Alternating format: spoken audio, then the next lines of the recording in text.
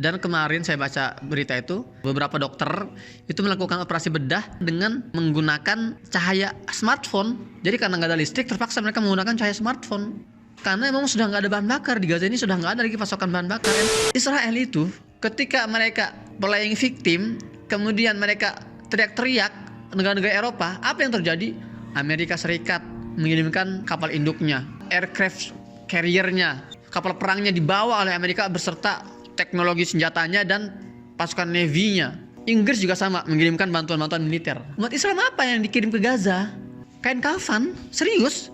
Jadi di antara 20 truk bantuan yang masuk ke Gaza itu isinya kain kafan.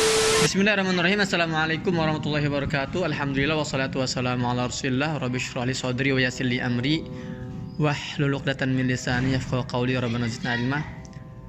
Teman-teman, memasuki hari ke-18 sejak agresi Israel ke Gaza, korban jiwa masih terus bertambah dan semakin brutal, semakin parah. Sejauh ini ya, dalam 24 jam terakhir, itu ada 407 warga Gaza yang dibunuh, dan mayoritas itu adalah anak-anak dan wanita. Tadi pagi ini pembantaian parah banget, puluhan meninggal di wilayah padat pengungsian di jalur Gaza bagian barat. Dia namanya itu pengungsian Asyati, pengungsian pantai. Dan di antara korbannya itu adalah sahabat saya, namanya itu Toha Bakar. Dia itu kameramen Gaza Media. Nanti bisa lihat videonya di Eye on Palestine. Jadi dia bawa anak kecil yang dia berhasil bantu evakuasi gitu kan. Dan masih ada banyak puluhan anak-anak kecil yang dia bilang ya, ada banyak puluhan anak-anak kecil yang masih terjebak di bawah reruntuhan. Dan juga pembantaian di sana sinilah, di wilayah utara ada pembantaian, di wilayah tengah Gaza Tengah ada pembantaian, di wilayah selatan ada pembantaian, termasuk di tempat saya ini di wilayah selatan Khan Yunis ini juga banyak pembantaian sejak dari pagi. Dalam 24 jam ini 407 yang meninggal dan 1000 yang terluka. Jadi kalau kita akumulasi sejak hari pertama sampai hari ke-18 ini sudah sekitar 5.000 tembus lah ya yang meninggal. 70% diantaranya itu wanita dan anak-anak, sementara korban luka ini mencapai angka 17.000. Dan teman-teman, kalau kita ngelihat polanya ini, serangan-serangan ini tidak hanya menyasar sipil, tapi tim lapangan ya, pasukan-pasukan lapangan ini benar-benar diserang habis. Seperti misalnya petugas ambulan ini, ya Allah, 65 tim medis, petugas ambulan, perawat, dokter itu sudah banyak dibunuhi oleh mereka. Contohnya di Rumah Sakit Ashifa itu ada satu dokter yang sangat terkenal ya di Gaza ini, dia itu spesialis luka bakar. Dan kita tahu dalam kondisi seperti ini tuh pasien yang paling banyak ditemukan itu adalah pasien luka bakar ya, karena kan bom-bom itu kan menghasilkan luka bakar yang sangat masif terhadap para korbannya. Jadi dokter luka bakar ini, spesialis luka bakar ini, dia berhari-hari nggak pulang ke rumah, sekitar seminggu 8 hari dia di rumah sakit Ashifa, karena memang banyak sekali korban yang berdatangan setiap harinya gitu kan. Satu hari dia pulang sebentar untuk melihat keluarganya di rumah, bagaimana kondisi keluarganya gitu kan. Pulang nggak lama, dibom rumahnya. Jadi seperti ada kesengajaan di situ untuk membunuh si dokter ini. Jadi sudah krisis fasilitas medis, sudah krisis tenaga medis, makin krisis lagi dengan dibunuhnya para dokter itu. Tadi malam tim evakuasi juga ada yang dibunuh, ya ada yang dibom gitu kan, mobil dibom dan beberapa luka, ada beberapa meninggal. Dan kita tahu proses evakuasi korban ini nggak gampang teman-teman. Jadi bayangin, satu tower yang berisi 12-14 apartemen itu jatuh dan mereka harus mengevakuasi korban-korban itu dengan peralatan seadanya. Jadi dibutuhkan banyak tim evakuasi, dan dari hari ke hari itu beberapa tim evakuasi itu malah dibombardir, malah dibunuh oleh penjajah untuk mempersulit proses evakuasi. Belum juga kita bicara jurnalis ya, para jurnalis sudah hampir 20 yang dibunuh itu sampai sekarang itu kan. Ini ada usaha indikasi ke arah genosida massal dan menutup akses dari semua hal. Akses medis berusaha dihambat, akses komunikasi dihambat, akses logistik juga pasti itu dihambat. Dan ya sayang sekali lagi, dunia hanya bisa menonton, melihat pembantaian di depan mata ini, di depan miliaran pasang mata ini. Satu kasus nih, tadi malam itu contohnya di Rumah Sakit Indonesia di wilayah utara itu sempat mati total karena nggak ada bahan bakar. Dan kemarin saya baca berita itu, beberapa dokter itu melakukan operasi bedah dengan menggunakan cahaya smartphone. Jadi karena nggak ada listrik, terpaksa mereka menggunakan cahaya smartphone. Karena memang sudah nggak ada bahan bakar di Gaza ini, sudah nggak ada lagi pasokan bahan bakar. Intinya kalau punya mobil di Gaza ini nggak bisa gerak ya, karena mobil bensin itu sudah habis tinggal ada beberapa solar itu pun sangat langka solar di Gaza ini. Jadi bayangkan coba, rumah sakit mana di dunia ini yang membedah pasiennya dengan bermodalkan flash smartphone.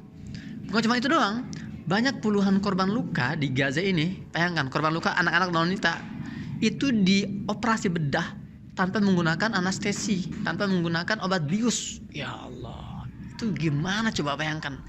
Harus digores lukanya, harus dipotong bagian kulitnya, bagian dagingnya tanpa dibius. Kenapa? Karena emang sudah kekurangan obat bius. Dan kalau kemarin misalnya sempat euforia ada 20 truk masuk ke Gaza. Teman-teman, di Gaza ini kondisi harian sebelum ada agresi ya, tapi di blokade nih. Bertahun-tahun Gaza ini 2,3 juta warga Gaza ini itu membutuhkan tidak kurang dari 500 truk logistik setiap hari. Sekali lagi, dalam kondisi normal, kondisi blokade normal, nggak ada agresi, per hari itu warga Gaza ini membutuhkan 500 truk logistik untuk memenuhi kebutuhan minimum warga Gaza. Jadi 500 truk itu juga sebetulnya nggak bisa maksimal karena itulah kebijakan blokade Israel ke Gaza. Nah ini masuk 20 truk setelah 17 hari. Bayangin coba. Jadi hampir nggak kerasa dampaknya. Makanya kemarin Kementerian Kesehatan di Gaza ini sudah membuat rilis.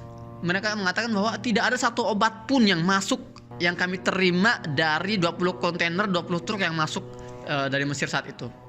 Belum lagi logistik-logistik lain. Jadi memang jangan kita terkadang itu termakan oleh narasi seolah wah ini adalah sebuah kesuksesan memasukkan 20. Enggak. Jadi narasi yang harus kita baca itu apa? Israel itu melarang ratusan truk untuk masuk dan hanya menyisakan 20. Itu narasinya. Jadi kalau dipresentasikan tuh cuma 0,2% dari kebutuhan minimum yang harus masuk ke Gaza, 20 truk itu. Nah, memang kondisi semakin rumit kalau kita bahas ya. Dan bombardir juga di malam hari benar-benar intens sekali gitu kan, mengerikan sekali suara-suaranya. Nah ini nih suara-suara pesawat gini nih, ini dekat banget nih. Biasanya nggak lama lagi ada suara bom ke pesawat gini nih. Ya, nah teman-teman saya ingin ya kita bicara yang lebih optimistis lah ya. Nah ini saya tadi dapat sebuah artikel bagus banget nih teman-teman. In takunu ta'lamuna fa innahum ya'lamuna kama ta'lamun. Kalau kalian itu terluka wahai warga Gaza, sesungguhnya musuh kalian juga itu terluka namun bahkan lebih parah.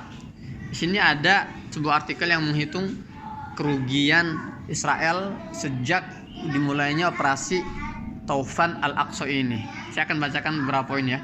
Pertama, kerugian secara langsung dan tidak secara langsung itu mencapai 100 miliar dolar. Kemudian kerugian secara langsung infrastruktur itu senilai 4 miliar dolar, infrastruktur yang rusak oleh serangan-serangan balasan para pejuang. Kemudian juga ada bursa yang anjlok ya, bursa Tel Aviv itu anjlok sampai 10% dengan nilai kerugian 29 miliar. Rasakan tuh. Kemudian berhentinya produksi gas yang mencapai kerugian 6 miliar dolar. Kemudian juga ada tidak beroperasinya pelabuhan Ashkelon itu membuat kerugian 24 miliar dolar ya, bukan rupiah, dolar ini. Kemudian juga biaya operasi militer selama ini, operasi militer udara ya, itu mencapai 7 miliar dolar. Ini kita baru bicara angka-angka, belum kerugian secara mental. Itu Masya Allah sudah banyak sekali. Sejak awal operasi Taufan Al-Aqsa ini sudah ribuan pemukim Yahudi Israel ini yang mengalami gangguan kejiwaan itu sudah banyak sekali. Itu laporan-laporan ya, ada datanya. Nah, dan kemarin juga teman-teman akhirnya ada beberapa tank baja Israel merangsek masuk ke wilayah Khan Yunis di perbatasan timur. Masuk, mereka kira bakal aman-aman aja kan gitu kan, melihat wah ini nggak ada yang jaga itu. Ternyata ada jebakan di situ. Para pejuang tuh berhasil membuat jebakan dan menyerbu mereka. Satu orang tewas, ya satu tentara Israel tewas dan beberapa luka-luka. Yang terluka itu melarikan diri ke wilayah perbatasan Israel. Mereka meninggalkan tank-tank bajanya di belakang mereka.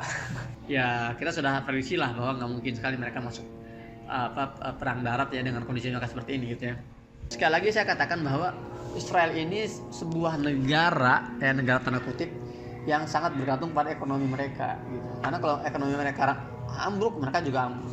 Kalau Gaza mah ya sudah biasa, sudah ambruk mah sudah dari awal juga sama sudah nggak punya duit Gaza mah kan. Artinya mereka nothing tulus lah gitu kalau orang Gaza itu. Sebaliknya orang Gaza kalau mereka terbunuh ya mereka insya Allah syahid, ganjarannya langsung surga. Ada sebagian ulama mengatakan orang syahid itu nggak akan merasakan alam barzah tapi langsung ke surga. Keren banget ya, Allah alam tuh. Itu kerugian material dan kerugian psikologi. Nah semalam juga para pejuang Gaza melepaskan 2 pemukim ilegal Yahudi, nenek-nenek dilepaskan karena kondisi mereka yang sangat kritis, kondisi kesehatan, jadi dilepaskan dengan alasan kemanusiaan. Ini luar biasa. Lagi-lagi ini menggampar wajah Barat yang selama ini menuduh para pejuang ini menyiksa para tawanan. Kedua nenek-nenek ini akhirnya dibebaskan dan bodohnya pihak penjajah itu, kedua nenek ini dikasih panggung untuk bicara di depan media. Udah. Makanya saya baca tadi pagi itu banyak media-media Israel itu yang mengatakan ini sebuah blunder besar. Kenapa kita memberikan kesempatan kedua mantan tawanan itu untuk bicara di depan media? Kedua nenek ini polos, menyampaikan apa adanya. Bagaimana mereka itu diperlakukan dengan sangat baik oleh para pejuang. Mereka sangat dirawat dengan hati-hati, tidur di atas kasur yang empuk, makan di atas meja yang sama dengan para pejuang gitu kan, dengan makan makanan yang paling baik yang bisa mereka berikan oleh para pejuang itu. Jadi banyak pihak-pihak Israel ini yang menganggap ini blunder banget nih. Ini benar-benar kekalahan terbesar nih. Kenapa kita malah membiarkan nenek-nenek ini ya yang baru bebas ini malah bicara di depan media gitu kan. Itulah wayamkuruna wayamkurullah Allah khairul makirin. Mereka ini berusaha untuk berkonspirasi, mereka ini berusaha untuk merencanakan sesuatu yang jahat, tapi Allah ini sebaik-baik perencana gitu kan. Yuriduna an yutfi'u nurallahi wallahu mutimmu nurihi walau karihal kafirun. Mereka berusaha untuk memadamkan cahaya-cahaya Allah, tapi Allah menyempurnakan cahaya-cahayanya. Mereka berusaha menuduh orang-orang Gaza ini sebagai orang-orang yang barbar, orang-orang yang tidak berperi kemanusiaan gitu kan. Tapi mereka blunder dan memberikan panggung untuk membuka kedok sesungguhnya orang Gaza yang ternyata sangat manusiawi, sangat humanis, masya Allah ta'ala. Nah sekarang saya mau masuk ke pembahasan terakhir sebelum saya tutup konten singkat hari ini. Ada yang bertanya kepada saya dan banyak ini yang bertanya, Ustadz, kemana negara-negara Arab itu Ustadz? Kenapa nggak bergerak bantu Palestina? Kenapa mereka itu terkesan menutup mata, terutama para petinggi-petinggi negara-negara Arab gitu ya? Teman-teman nggak usah aneh. Memang kondisi ini sudah digambarkan oleh Nabi Muhammad SAW sejak 1400 tahun yang lalu. Ada sebuah hadis diriwayatkan oleh Sauban. Sauban ini salah satu hamba sahih Nabi SAW.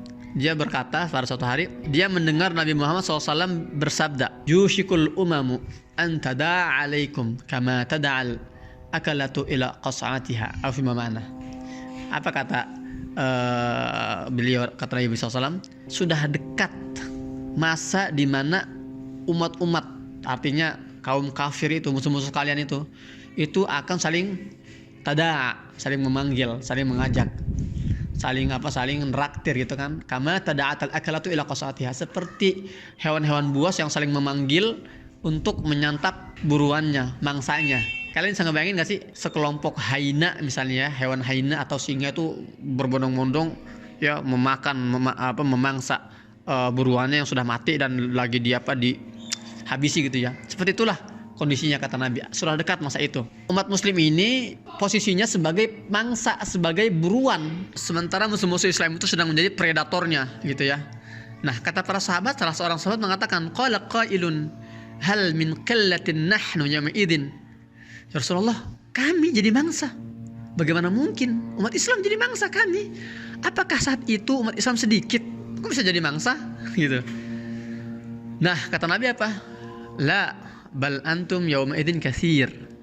Oh enggak, sebaliknya. Saat itu kalian umat Islam itu banyak sekali. Kalau sekarang ini istilahnya miliaran lah ya. Dan memang jumlah umat Islam kan lebih dari 2 miliar hari ini kan. Banyak sekali kan.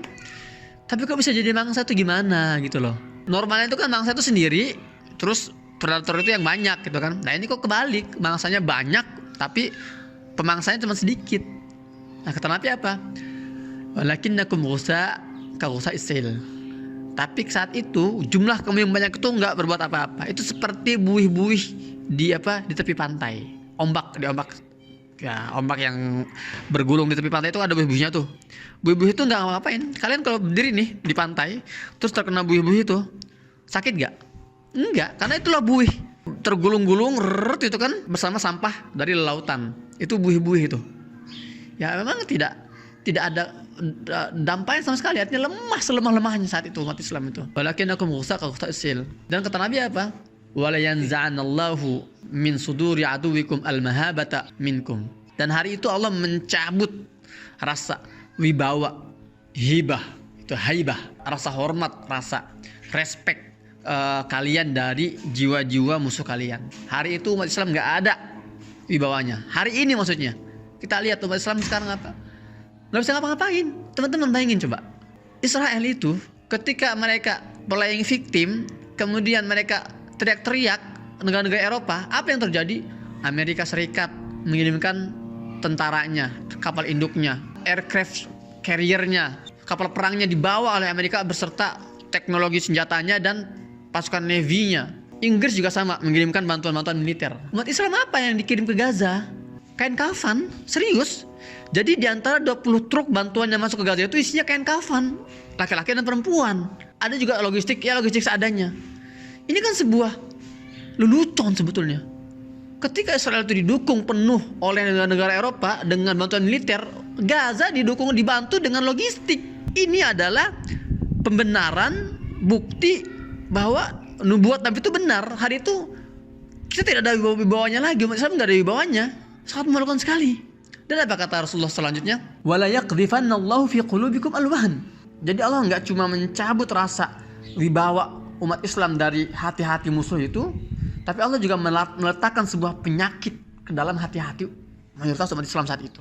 Namanya apa? Al-wahan. Nah, sahabat bertanya, "Wa mal wahan?" Ya Rasulullah, apa itu wahan? Apa jawabannya?